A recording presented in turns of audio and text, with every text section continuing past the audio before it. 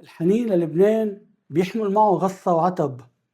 العريش يحد البيت، نحن قصينا خصونا، حفت الجل وقعنا حجارة وما عدنا عمرناها. بدال ما نسكت للشاطين اللي حوالينا قصمناهن علينا، وصار كل حدا عنده شيطانه وشيطاني أقوى من شيطانك. نحن يلي خفنا من العامل حاله قوي، ويمكن صار قوي لأنه خفنا منه. نحن يلي استقوينا على الإشارة الحمراء حتى صارت طرقاتنا يا محلى جهنم الحمراء.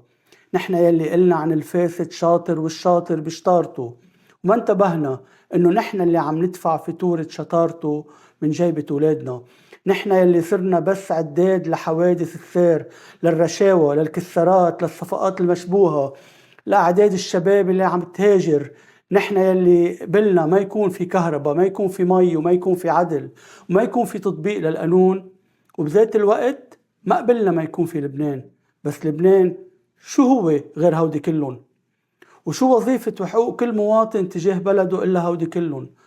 تعلقنا بنشيد مش حافظينه، بتاريخ مش متفقين عليه، باستقلال حولناه لمسلسل.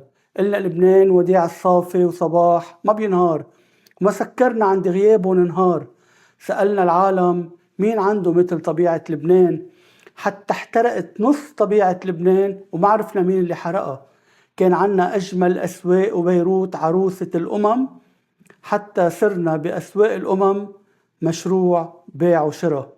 أكيد لما نقول نحن مش يعني كلنا، بس شي مرة سمعتوا شعب بهالعالم بيقول نحن مش يعني كلنا؟